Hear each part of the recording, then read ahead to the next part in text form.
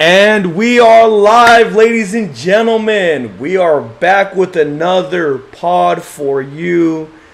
My name is Anthony, if you don't know. Right to my right of me is my boy RJ. RJ, baby, tell the people how you doing. Woo! Oh, man. Happy Independence Day, America, even though, not as patriotic as we thought we'd be this year. But hey, bad day to be a beer, bad day to be a hot dog, baby. How you feeling, Sir. Ant? I'm good, man. I We got fucking the background. left, I got the background. What the fuck's a kilometer? Like you said, yeah, you know me. I don't really try to go into politics or anything, but I'm still happy to be, be an American. But I'm not happy with what we're doing right now. Hashtag not my president, but we won't get into that because we could go into that for a long time. But I am good, man, because we've been winning games that we need to win. Been doing what we need to do. These are the series that we are going to look back in September and think, you know what? Yes, we had to win 2 out of 3. We are winning these series that matter the most. These are the trap games. These are the trap games you need to win. And Dodgers handle business. Honestly, kind of a boring 2 weeks of baseball for the Dodgers. We're just handling business. Yeah, and last week, ladies and gentlemen, with me and RJ, unfortunately, we're not to the point where we want to be, where we could make this, something like where it's this is our 9 to 5. So things happen with life. We get busy. Unfortunately, we had conflicting schedules last week. So we couldn't do the pod last week, but it's okay. We'll make it up for today.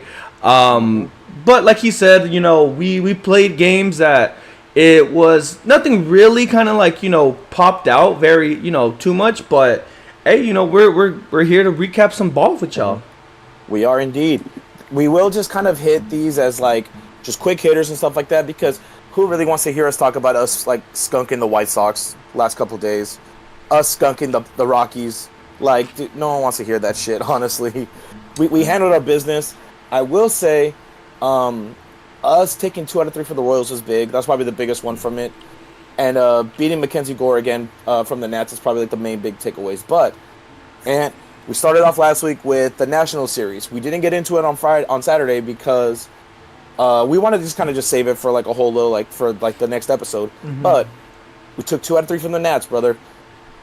What is your biggest takeaway from that series? You know what? The thing is that I gotta double check. I know Kershaw that Friday night, I believe, right? It's a good game. We hit up Mackenzie Gore a lot. Yeah, we got Mackenzie Gore, which I love to see, because Mackenzie Gore, 2-3 years, he's going to be a very great pitcher. Like, he's already pretty good.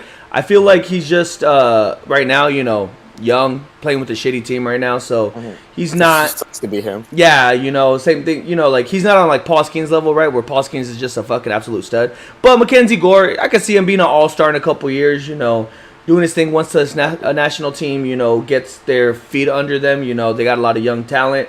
But yeah, Kershaw did pretty well that game from what I remember. Looks like he had 5 hits, 2 earned, 4 Ks. He was getting closer to his 3K, which we'll talk about in a bit. I know my boy RJ probably shed a tear right there yesterday when Kershaw did break the record. Mm-hmm. But Friday's game, nothing really much. Saturday, I know Dustin May, it's... this is one thing I'll ask about you. We need a conversation about Dustin May. Exactly. Man. So just from this takeaway, me, I had the hot take where I felt like Dustin May was going to be an all-star this year. First 3-4 starts, he was looking like it. Since then, what do you think is his the issue with it? With him?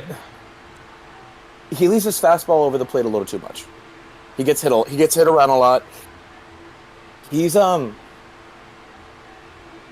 It's the Blake Snell thing, I guess, which is just its own other conversation and stuff like that with Snell, where he tries to get people to chase. He's not getting people to chase.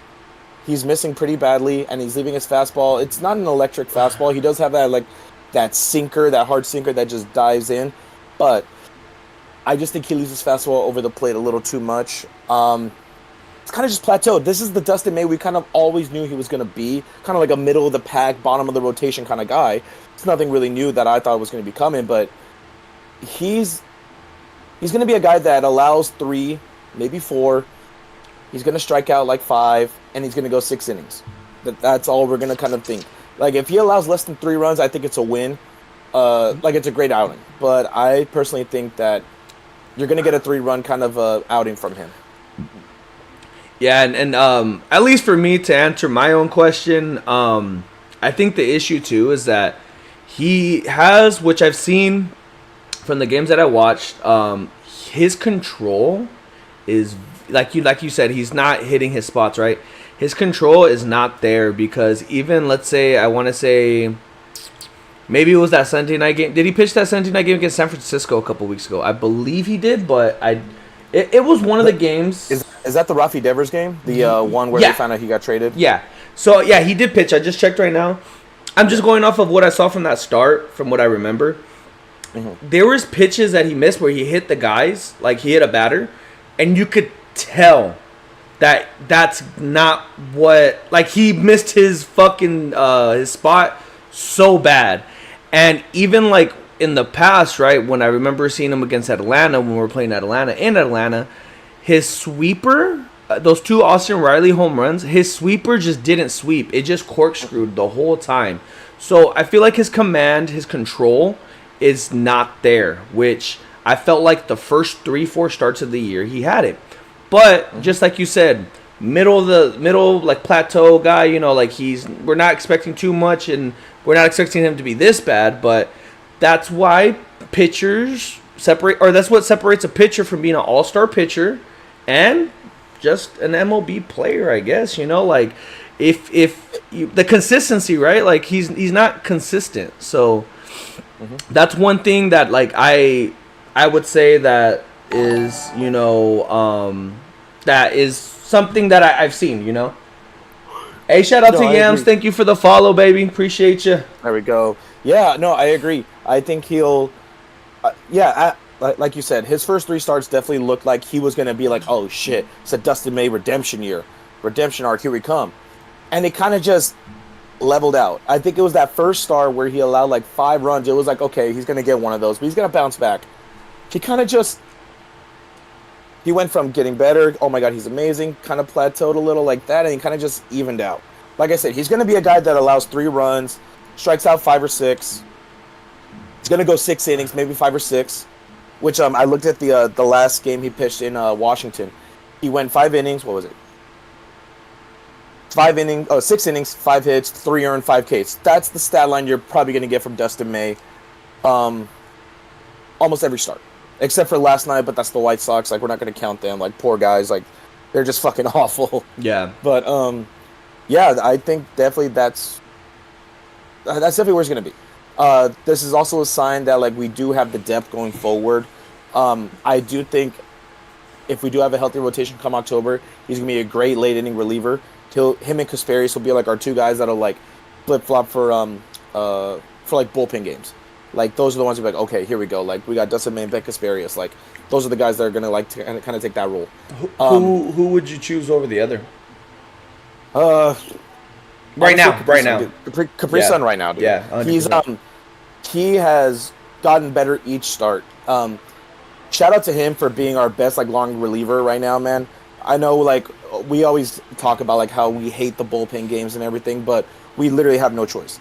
Like, our next best option is to call up Bobby Miller, which is just, I said it a couple episodes ago. Now I look back, I was like, yeah, that was a fucking stupid idea. But, yeah, Capri Sun has definitely been a gem in the bullpen games that we've given. Because we have always talked about bullpen games being like a, fuck, okay, like, let's get ready to lose this game type shit. But he'll shove. You know what? Chat, also, too, I will tell you guys this, which I'm still not 100% on. I know you'll probably agree with me by when I say this, because even my father has told me. How is Robleski looking, man? Dude, he's a stud. Bro, like, he's a fucking stud. I still get the fucking imprint in my head is when I saw him in Arizona and he gave up like 11 runs in 7 innings, but. Hey, man, my dad sent me a clip because, unfortunately, there's some games I can't watch. And he's dealing, man. Did we find another gem, RJ? It's just what the Dodgers do, man. We take people that are castaways or people that are just afterthoughts, and we elevate them. That's what good organizations do. Like they don't. They obviously bring in the talent when they can. Like it's easy to say like the Dodgers' success. Oh, you guys have Shohei and Freddie. Yeah, of course. Like that, we go and get that. But we also farm our talent too. Like who saw Tommy Edman coming to be like the fucking Terminator he was at the beginning of the year? Like what about Max Muncy? He was an afterthought from the fucking A's, bro. Like, and we signed him, and now he's over here. We changed the swing, and he's fucking hitting 30 dongs a year, which he has turned it around. Shout out to Muncy, but Yeah. oh man, that was tough to see, man. And also shout out to Muncie. Hope you get well soon, brother. Dude, honestly, like I know we make jokes. We used to make jokes about you being a former future White Sox. You did redeem yourself, brother. I look like a nasty injury, man. Look, and this is the thing. I could admit when I'm wrong. I have no problem to. I much rather be wrong than right because I am more realistic when I see stuff. And what I saw at the beginning of the year, it was yes, you're gonna be a White Sox. Now he was second in All-Star voting. Like he's turned it around. Shout out to the glasses. Shout out to my glasses people, including you. And that's the thing. That Sunday game against the Nats, he had 2 bombs. Shohei threw 1 inning. Like. He was looking really nice, and unfortunately, so they brought up Ruiz. They brought up Ruiz. I don't know if you saw that. I did. Story Ruiz. I saw that Tommy's getting reps at third, so they could put Kim at second. But my question to you: who would you rather have, Kike or Miggy Rowe? So we kind of already so. I would go defensive at third. So Miggy I would Rowe. go defense at third. I would go Miggy Rowe. I did not hear about the Tommy Tanks taking reps at third. Not sure how I feel about that, honestly, because see the thing is though, like we've solved our center field problem now with Pajes. He's definitely turned it around, and dude, he didn't get the start in the All-Star. Was he even a reserve, Pajes? I don't think he made the reserves. No. No. Okay. So, if it weren't for his first slow month, he would have definitely made the reserves. I think so. He has looked awesome. Yeah. Like for the past month and a half or so, he's been one of our better hitters, especially since the absence of Teo, who is looking a little lost at the plate, man. Ever since his injury, it happens. Like people can't really come back as well as they hoped so, and with Teo, he kind of just seems a little lost at the plate. It happens. But back to our thing about Tommy Edman. My biggest thing was I wanted Tommy in center. And, shift Pajes over because just defensively, Pajes is not a good center fielder. He's turned it around. It seems like Conforto is starting to kind of find it a little bit. He's still on our shit list. Like, he's fucking terrible. Yeah. But I don't know how I feel about Tommy at third, man. I would have much rather keep him at second or in center. But that leaves a spot for Kim. Like, where's Kim going to play? But, yeah, I think going forward, I would rather have Miggy Rowe at third. What about you? So... the report that I saw was Dave Roberts was saying, that he's taking reps at third, that with right-handers, he wants Kim at second if Tommy's in the lineup, but if not, it would be Tommy at second with lefties, and then you would rotate Kike and Miggy. Now, with that being said, I understand the defensive thing, right? And I was very big on how much this team made fucking errors. We cleaned it up quite a bit, over the last month or two. But I just feel like Miggy Rowe is dead weight, brother. Like it's the bat. It's the bat, dude. Yeah, and I feel like, let's say if in a war aspect, right? I feel like the defense doesn't outweigh the offense. At least Kike, you get a little average of both. Like he's gonna hit 210, and he's gonna make some defensive plays, but I feel like Kike's bat's not as much is not much better than Miggy's, like in the regular season, right? But I just feel like at least Kike, and as a fan, I feel like he's gonna get a hit. When Miggy's up there, I feel like, oh shit, it's an automatic out, if that makes sense, No, I agree. But it's a toss up. Like I said, third base is a very hard position, so I 100% understand the whole thing where we just put Miggy there. Like, I'm not gonna get mad at it, but if it was up to me, I'd probably have Kike at third and then Tommy at second. I love Kim though. I love what he does, and I really want him in the lineup every day. But unless you try to get him to get reps at third, but I don't see that happening either. Yeah. No, I don't. I definitely think he's more of a middle infielder kind of guy. Yeah. That's what makes the whole Tommy Edman thing kind of weird. It's just Tommy doesn't seem like a corner guy either. Yeah. Like he's an outfielder, middle infielder guy. Same with Kim. Like Kim doesn't have the build to be a third baseman. Like with Kike, it's kind of different because he's a utility guy. He's used to playing around everywhere. Miggy Rowe, he's just a defensive guru. Like I agree though. Yeah, I definitely think that yeah, the bat really does outweigh, like, okay, like I could get a possible homer or a double right here with the exchange of, okay, like he might not make the routine plays all the time. Yeah, you kind of take that bet or that risk because that's what you did with Muncy anyways. Yeah. You just stuck it up with them. Yeah. And so, okay, so yeah, I get that. But in terms of this going forward and knowing, like, hey, now our lineup is a little weaker right now because there's not much power left with Muncy being gone. Teo's not figuring it out as much. Shohei's kind of swinging and missing a little bit now. His average has dropped down to like 280 or something like that instead of 300. And Freddie's cooling off a little bit, but, you know, we have so much depth. I think you could afford to, like, yeah, that 9 guy is okay to, like, be the automatic out in terms of it just being, like, a defensive, like, lock. Yeah. 100%. Which I feel like right there, we wrapped up, you know, the Washington series. The next series that we had was in Colorado. It was a sweep. Talk about there.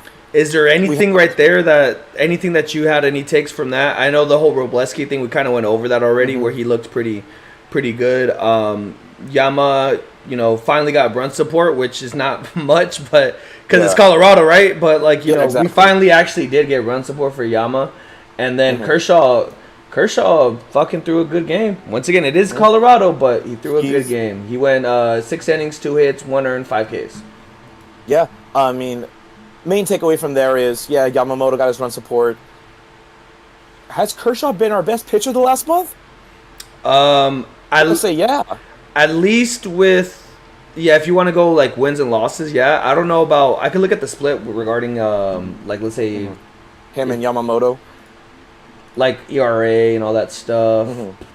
Pitching. Yeah, the main takeaway from this is the Dodgers handled what we needed to do. These are the games. We've always talked about it.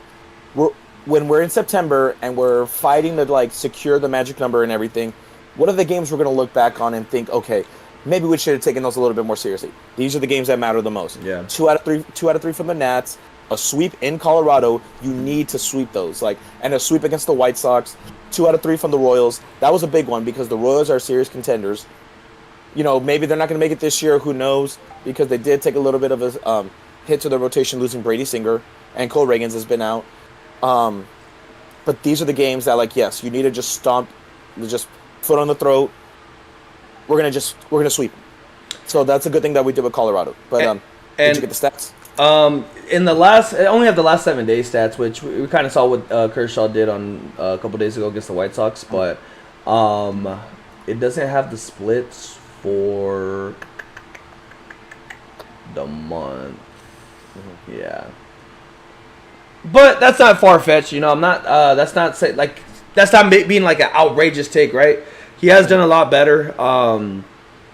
Starting with that San Francisco series, you know, he went 7 innings, allowed a couple hits, no earned, I believe. What else was I gonna say? What was it? Oh yeah. So I don't know if you recall, like about a month ago, you know, coming into the month of June, right?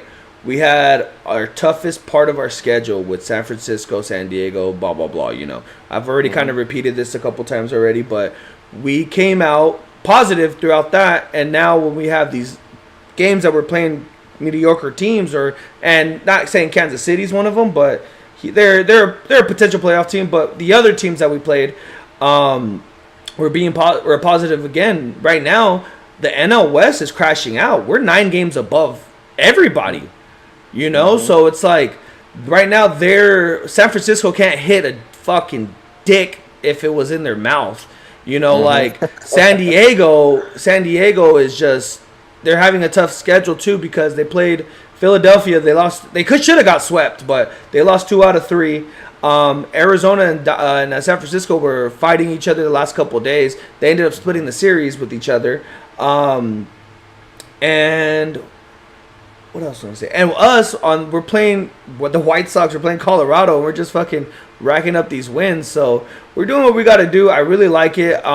There's nothing right now that I could say that I'm completely upset about. I know Teo being not Teo right now is kind of alarming, but as of right now, because we don't like, it's not like we're fighting from behind. We're maintaining our spot, so this is okay. And one thing, like how we talked about our depth, right? Mm-hmm. There's a reason why we are the best team in the MLB. With all the injuries with our pitching, with all the injuries that we've dealt with all year, bunch of Tommy Johns, right?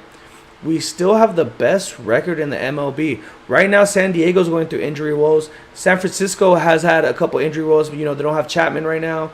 And look what happens. They just fall off a fucking cliff.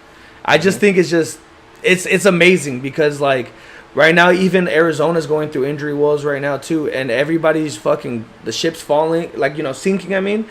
And we're better than maintaining. We're going to the fucking moon. Yeah. No, yeah, we're excelling. It's insane. We're building a lead on our division. Like, this shouldn't be happening. Like, any other team that has these injury woes, like you said, they're feeling it. Like, the Giants. Like, also, the Giants traded for fucking Rafi Devers, man. Like, and they're still, like, that addition hasn't added as much as they thought it would be. Yeah. Because they're pitching. Because they're fucking pitching.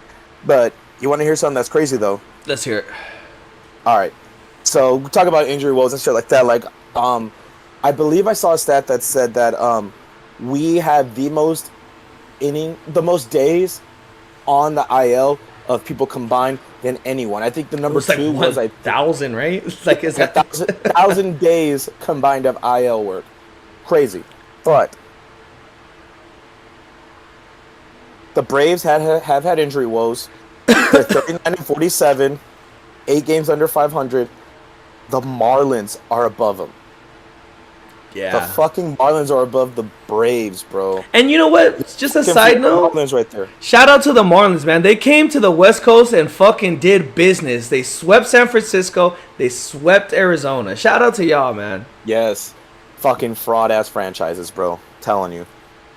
Like, but yeah, the Braves, 11.5 back of the division, behind the Phils, and they got surpassed by the fucking Marlins. Goes to show you that, like, we're definitely spoiled as Dodger fans. We're spoiled because when injuries come and push to shove, we excel somehow. It's insane. But yeah, San Fran and San Diego, both 9 games behind us. Enjoy that shit, guys. Have fun in the wild card round, bitches. Yeah, and one thing too is that it's, knock on wood, nothing else happens, right? But we're only going to get better from here on out. Our pitching is going to come back. I know Tyler Glasnow right now is in Oklahoma City, I believe, or I believe he's in Oklahoma City. He's either in the Oklahoma City or the AA team, which I don't remember where the AA team's at. But he's pitching, doing rehab assignments right now. Okay. So he should be coming back shortly. That's good. We honestly, even just like adding at the trade deadline, I would just say add. You don't even have to get a star. You just got to get a middle of the pack starting pitcher. You give up your 15th overall prospect or something like that, and call it a fucking day. Mm-hmm. All right. So with that being said, so we handle business against the Rockies. Mm-hmm. We take 2 out of 3 against the Royals. What I liked is us lighting up Chris Bubich, who has been one of the hottest pitchers in the AL. Lit him up on Sunday. That was a great fucking game for us. That was like the one thing I would highlight from that series. Probably the only thing. Because, like I said, we took 2 out of 3. And then we swept the White Sox. So I will get into, like, I do want to ask you, with the Max Muncy injury, we don't know how long he's going to be in the IL for. They said it was just a bone bruise. But I think that's just the initial diagnosis before they can see, like, ligament damage. It's hard to kind of diagnose it when it's very fresh. How would you feel about trading for a declining but still serviceable Nolan Arenado? The only thing, which I will say, which I've been asked this question already by one of my cousins, I don't think St. Louis does it because they're contending for a spot right now. They're actually making noise in the Central right now. I believe. Oh, shit. Let me pull up the actual Yeah, they're 47 and 41. They're Yeah. 5.5 back of the division. They're 5.5 back in the division. I don't know how much they're out of the wild card, but they are still, like I said, making noise. That's the only way I could see it happening, right? Is if they just completely just lose the next 10 out of 15 or something like that, you know? Okay. Now, let's say that was a scenario, right? To answer your question, right? Yeah, trading for Nolan. First thing I would look, how much time do we have with him? Do you know the contract situation? I will look that up right now. But second, second after I look up the contract situation, I would not want to give up much. I'm not giving up a top 5 prospect. Anything in the top 5, I'm not giving up. We could, like, if it was like something like a Bobby Miller kind of thing, where we've seen he's on the decline, and so, you know, some other minor prospects, a player to be named later, will take majority of the contract probably. That's fine. But the thing is that, and I don't remember his name, but he's in the NPL, man, our fucking farm system over there. We have a third baseman that's going to be eligible to come to the Dodgers next year, which I really like that guy. Now, I can't, it's hard for me to say I like the guy and not remember his name, but he's, like I said, it's a part of our farm system in the NPL, bro. And we can get a guy like that, not spend as much money for Arenado, you know. Arenado might have a, like, let's say, I don't think he's a free agent this year. He might have a couple years. So he's got this year, 26 and 27, and then after 28 he'll be a free agent. So he's got 1, 2, 3 years left. 3 years, right? Okay. Yeah. What, age 34? Yeah, age 34. He's making 21. He's making 21 million this year. Next year he'll make 16. Year after that he'll make 15. You know what? That's not a bad contract. You know what? That's a pretty inexpensive contract. Send the fucking offer to St. Louis. Let's get it done. Now, because look, with Max Muncy, even with him coming back, right? There's no guarantee that he's gonna come back to the same level of ball as he was playing before. So that's a concern. Last year with him. Yep. We had that just last year with him. What about you? What would be your scenario? I mean, like I said, before I wanted Vladdy but the thing is with Vladdy, there was fear that he was going to get traded. I thought he would have been perfect with us. I thought he would have been great to plug at third base. He's done it before. But Vladdy, there was also the Bo Bichette thing, but it seems like Mookie's definitely figured it out as short, so I'm cool with that.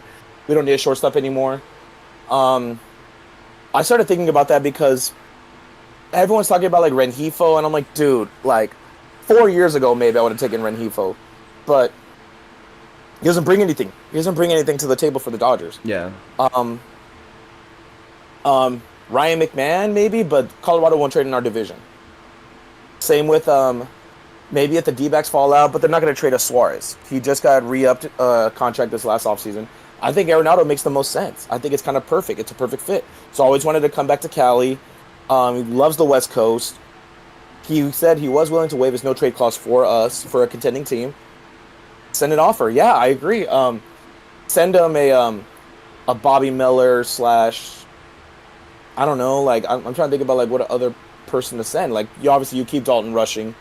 Not sure, but yeah, send him Bobby Miller at least as, like, one of the key pieces. Yeah, I mean, I agree. That would be the only time that I would do that. Like I said, because right now they're tied for third in the wild card. They're right in it, you know. They're fighting with San Diego and San Francisco. I could see them be more buyers than sellers, but if they do become the seller, yeah, why not? Why? Because Muncy, I saw, even if it was just the initial bone spur or the bone bruise, it's going to be about 6 weeks, and that's when they're going to reevaluate him. So it could be even more. It could be longer, you know. Yeah. And like we said, there's no guarantee of whether he'll come back the same way. Mm-hmm. Last year, when we were hoping to bring him back, he wasn't the same guy, and it showed. And that's when it was just like, all right, let's just throw Kike at third and just kind of hope it works. But, you know, he was serviceable in the postseason, kind of just did his thing. So right now, Muncy is set to make $14.5 million this year. He has a club option for next year, and then he's an unrestricted free agent. He'll make $14.5 million this year. He will make $10 million next year if the club option picks him up, which all signs point to us probably doing that. It's probably a cheaper option to pay him $10 million than it is for Nolan, who's going to make probably twice that. Yeah. But you get one that's at least not younger because he's 34. They're both the same age, actually. That's crazy.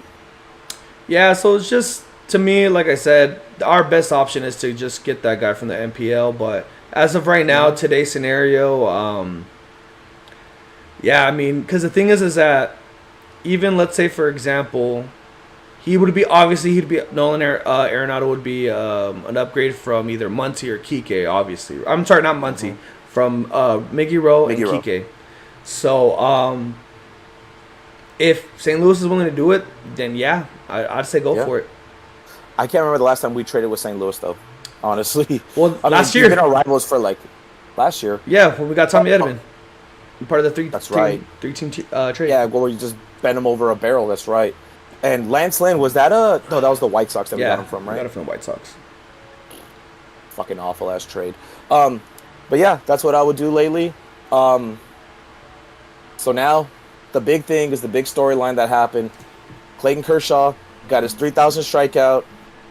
Hall of Famer, first ballot. I can't wait to see what jerk-off fucking baseball writer wants to keep him off because no one deserves to be unanimous type shit. But Clayton Kershaw should 100% be a unanimous first ballot Hall of Famer. No doubt. 3,000 strikeouts. Beautiful. Got to end it with the Freddie walk-off. Doesn't get the loss, of course. Gets the rubber taken out of the mound. Just absolutely like the meme. It's cinema. Absolute cinema. Like, it was definitely awesome to see because I know, like, the past couple years, Kershaw has definitely been on the decline. He's been probably one of our more consistent pitchers this year. And it's great to see that at this old age, he's still kind of just doing his thing. He's evolved, though. Do you believe that he's a last 3K pitcher? I'm trying to think about who is near him, though. Because I can't remember who was, like, closing in on him. But I believe it's Scherzer, Chris. It's Chris. No, Scherzer's already at that 3K. I think the ones that are active that are already at it, it's him, I think Verlander, and Scherzer. Now, I believe Chris Sale is, like, at 25. But he's not getting that. Yeah, I mean, he's 6-ish. Let me look that up, actually. Closest to... I think he's a little too old, and even though he has been amazing for the Braves last year and this year also. Let's see here. He is. So, yeah, right now the active pitchers that are closest right now is Chris Sale at 2,500 and Garrett Cole at 22. Neither of them get there. Garrett Cole, he's amazing. He's had too many surgeries. He's been off for too long. He's only getting older. Chris Sale, he might get close, but I don't think he gets there. Because Chris Sale is 36. He, what do you think he has left? Like 2 more years? Max, yeah. I can even see next year. 2, maybe 3. Like 2 to 3 years. Like, he's not going to be pitching at 40 unless he adapts his pitching style like Kershaw.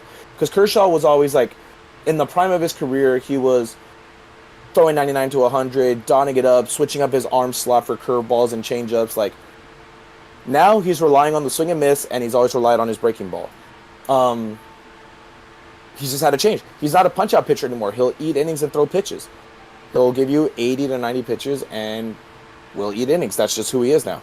But yeah, last of 3,000, yeah, I believe so. That'll be the last one we see. Yeah, I think so too, unless Paul Skeens just... the thing is that with these pitchers nowadays, is they're guaranteed at least one Tommy John in their career. Yeah, it's insane. So that's a year plus that's out, you know? Yeah, shout out to Kersh. I know. Yeah, shout out to Kersh. I know. Like I was very anti-Kersh since I want to say 21 on. But I mean, at the end of it, one of the greatest, if not the greatest, regular season pitchers of all time. First ballot Hall of Famer. He should be unanimous, for sure. But you know, like you said, one of the writers will be a fucking dickhead and be like, nah. And you know what? Like, for what he's pitching right now, he's earned his spot back in the rotation. So, shout out to Kersh, man. Yeah, he's been doing it. It's been him and it's been him, Kasparius, and Robo. They've been our most consistent pitchers. It's been kind of crazy because with Yamamoto, we know what we're gonna get with him, but there were times like a couple weeks ago where he was looking a little shaky, where it's like, oh shit, the middle of the season, dog days are coming. Like, it's looking like he's kind of like hit like a little bit of a slope. He seems to be kind of ironing it out. Just needs to run support, man. Like, I don't know what it is that we can't just score runs with him on the mound. It's Yeah. just, it's annoying So because you bad. would hope that, yeah, it's annoying. Like you would hope you get that in the postseason. But so you did see that Glass now was in the minors doing rehab starts, so that's good for us. Yeah. Did you hear anything about Nell, Goose, any of them? No, so unfortunately, there's no update on Snell and there's no update on Goose. I know. Same thing with like Trident. I haven't gotten any updates or even seen any updates. I'm sorry, and even for Gratterall. Snell. I was Oh, thinking Brewstar. Gratterall. Yeah, yeah. There's nothing updated on that. Like I said, I saw one of he's done at least two. He's had two rehab games. One of the games he did really well. One of the games he did not. But I would say that they'd probably keep him another couple starts. Probably sometime in either late July or early August. We should have him back. Okay. So I do have updates. So Blake Snell, a couple days ago, was slated to face live batters on Wednesday. So that's a plus going forward. So it's live batting practice. Seems like something that is like very, very crucial going forward. Now, Goose, on the other hand, is a couple weeks ago. Imaging shows that his UCL is still intact, so that's good, but he's got right elbow soreness. They're gonna slow play him a lot. Yeah. Like they're gonna, especially since like the past couple years, was it his shoulder or was it his elbow? I believe it was his elbow. Okay, so again, same elbow, fucked up. Yeah, they're gonna slow play him. Gratterall, dude, it's a shoulder thing with him. Like they're definitely gonna like wait that one out, I think. Especially since our bullpen's been pretty good. Most expensive reliever in baseball has been doing his damn thing. Like shout out Finally, Tanner yeah. Scott, man. I know, right? It only took him like half the fucking year. But let me look at Balake, because it was his, I think it was his birthday a couple days ago. All right, let's look at Trinan. All right, Blakey baby, forearm will participate in live at bats on Wednesday. So him and Snell, live at bats on Wednesday. So hopefully those went well. We could definitely use them going forward, especially Snell and Glass. But so with that being said, let's just imagine Glass now comes back as to how he was earlier in the year, like which was an all right starter, cool. Like it wasn't anything spectacular, not a number one for by any means. Mm-hmm. And then let's say Snell comes back and he's a little bit better than what he was to start, because he seemed a little underperformative, especially in the very first game where he wasn't really getting the swings and misses against the Tigers, and he seemed like he was definitely getting up in pitch counts. Let's say he gets back and he's a little bit better. How would you imagine our postseason rotation? Like your three guys, how would you start them? Yamamoto, Snell, and Glasnow. The reason why I'd go that is go right, left, right. Okay. That's why All right. I like doing that. Just because then they get they get both sides. They don't just get right, left. Now we would go. Yeah, I'd go Yama, then Snell, and then Glasnow, and the 4. I'd kind of like it's a toss up between like. See, look. The only thing is that I do not want to see Kersh in the postseason. Like I'm sorry. Exactly. Like I was thinking the same thing, and it's valid. It's valid. We've seen that movie too many times before. And like maybe Kasperius, like maybe Robleski if he earns his spot like towards later the year. If he's pitching the way he's been pitching, then yeah, I would definitely slot him in there. But because like Roki's out, probably gonna be out for the whole year, so we won't have him. They're not gonna rush him back. Our usual like or even like I want them to bring up Sheen again, man, because I know he's like one of those Sheen, yeah. And because he looked solid when I saw him. I really like him. Maybe experiment with that, but yeah, that would be my top 3. What about you? Okay. Sorry, a little tired. Yamamoto to start.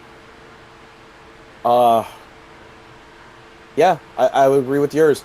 Snell then Glasnow. I would agree that, yeah. Especially since Snell has experience in the postseason, so that's something I would definitely like as a second guy. And Yamamoto has been our best starting pitcher, not named Kershaw. Now, the 4th guy, I think you do go bullpen day. It's got to be a bullpen day. It's got to be something very just methodical, because Game 4, I think, is going to be like one of those ones where it's like, okay, let's either lock up this series or really put the series ahead. Like if it's in the NLDS, Game 4 might be the one you win. So it's going to be a methodical pitching strategy from Dave Roberts. If it's like the CS or the World Series, Game 4 might be one where it's like, hey, if we're up 2-1, this might be the one that puts us up 3-1, or maybe that ties the series if we're down 1-2. Like maybe this ties it or something. I definitely think that going forward, that might be the role. I don't see us going 4 starting pitchers in the postseason. Okay. So Dustin May and Kershaw are going to probably be on the outside looking in. Maybe they'll be like spot starts. Maybe Dustin May will be like the reliever day, I guess. I don't know, but he'll have a short leash for sure. But yeah, I'd go Yoshi, Snell, and Glasnow. That'd be my 3. Yep. Yeah, 100%. Pretty simple. Yeah. But yeah, nothing much. What do we have to look forward to? Do the Dodgers play today? Yeah, we're playing against Houston, the Trash Cans. Oh, that's right. So by next week, we'll have Houston and Milwaukee. We're home for Houston, and then we go to Milwaukee. Then they have Thursday off. That's going to be a tough one. Milwaukee has always played us tough, and they're annoying. They're a little gnat in the Dodgers' ear the entire fucking time. Yeah, tonight we have Kasperius. Tomorrow, Ohtani's probably going to start 1 or 2 innings. And then Sunday it has an open slot, so probably a bullpen game. Yeah. Well, no, but if Kasperius pitches today, it might not be a bullpen day. Because is Ohtani slated to start tomorrow? Yeah. He has the start tomorrow. Oh, okay. Damn. Well, that's a trip then. Maybe because Milwaukee is Yamamoto, Kershaw, May. Yamamoto, Kershaw. Okay. Shit. Okay. Maybe it's a Shaheen. Maybe we call him up one time. Yeah. Because, like you said, with Kasperius, it seems like that's the bullpen day right there. So it'd be today. Especially since yesterday was Dustin May. But what they were saying too was that even like with the injuries and stuff like that, Dave Roberts wants to get Kasperius back into the starting pitching role. He was gonna try to move him back slowly. They're like, so he might get like 4 innings tonight, and then, okay. I want to say more or less, depending on his, how he does. Okay. Probably a short leash though. Alrighty. Yeah, probably. Maybe it's Robleski on Sunday. Who knows? Yeah. I mean, I'll take it. But yeah, looking forward to. What's funny? I think since the last time the freaking the Astros won a World Series, has it felt like the rivalries kind of died down a little bit? Like we've got other shit to worry about type stuff. Well, yeah, because since the Astros just didn't make it that far last year. Yeah, I 100% do. Just because I believe even after 17, right? We were just kind of like, no, I shouldn't say kind of. We were praying for their downfall. Once they won it in 22, I believe it was just like, okay, they finally got their legit one, Yeah. So with that, it's always gonna be it's always gonna be bad blood. I 100% believe, but I just feel like now with the success that San Diego's had, San Francisco and Arizona, that like the come up on them, it's just been bigger fish to fry. Mm-hmm. I agree, and it's kind of crazy because that team from 17, it's kind of almost gone. Like Altuve might be the only one that's left. Yeah, I think McCullers was on that too. Yeah, he did. I was gonna say, like, did Lance pitch against us that 2017? He did. Yeah, he did. But yeah, still, it's so those are the last 2 because Correa's in Minnesota, Bregman's in Boston, Bregman's gone, Springer's north of the border, Verlander's in San Fran, and he's just a shell of himself. Garrett Cole's in New York. Who else was on that team? Like Garrett Cole, I believe that was the year before. He never pitched there. Yeah. He never pitched again. I know, but still, like, he came to the Astros and he kind of started that. He got brought into that rivalry, I guess, but he was never a part of it. But I'm trying to think about like who else was on that team that just. Oh, and then Gurriel. He's being DFA'd by the Marlins and shit like that. Like everyone's kind of gone. I think everyone's kind of just been like, you know what? Okay, the core's gone. Doesn't mean as much anymore. But as long as like it's Machado and Tatis, and now Merrill. In San Diego, that's like now it's like, oh shit, fuck these guys type shit. Like these are the ones we got to worry about more than Houston, because Houston has got to worry about getting past Detroit first type shit. Like, yeah, and that's the thing. Like, it'll just have a bad taste in our mouths, especially because we remember that. But at the end of it, like, it's still fuck Houston, but it's not like where it's just, oh yeah, like I really want it. Like, you know, it's like I just want to stick it to them. Yeah, it's like we don't care anymore. Yeah, so Houston, Milwaukee is what we're gonna have. Game starts at 6:10 tonight. Okay. But yeah, I mean, as of right now, we're looking good. We're 9 games above the second seed. I just feel like just win series and we're good. We have San Francisco next Friday though in San Fran, so that's the one that you're going to. Yeah, I'll be at the Saturday. I'll be at the Saturday game. Okay, I'll be at the Saturday game. Yeah, so not sure how we're gonna do the show that time. We'll try and coordinate it or something. Not sure if I'll have to like sneak away on a Friday to record or something like that. We'll see. But yeah, like next weekend I will be in San Fran for the game, and I'm honestly pumped. First time at Oracle Park, AT&T Park. Yep. Just excited to see it, honestly, man. Trying to think. Oh, we do have Laker news. If you want to get to that real quick. Yeah. So just gonna hit it. Lakers ended up signing DeAndre Ayton. I was looking over his numbers last year in Portland. He went 14 points, 10 rebounds per game. Am I excited about it? I'm not really, actually. Let me just be honest. I'm not, because even though he's a former first overall pick, DeAndre Ayton has not proven to be a physical big in the league. I've seen the story, especially living in Arizona with him being a Suns player. Now, is it that we just need a big? Yes, we do need a big. So his role is not going to be it's not going to be he's going to be the top 3 player of our team, right? Just a role player that's a starter. You know, I'll take that. Also, we re-signed Jackson Hayes to a 1-year, $3 million, which also it's just we got filler bigs. There was people that I feel like we should have got like Wes Kessler with Utah, but they wanted 2 first-round picks, so I understand why we didn't go after that. Also, league news: Damian Lillard was released by Milwaukee. We are also looking at trying to pick him up. I saw that there's rumors going around that he's not going to be playing probably the first 60 games. Yeah, like a little more than half. I want to say he'd probably return like in March of next year.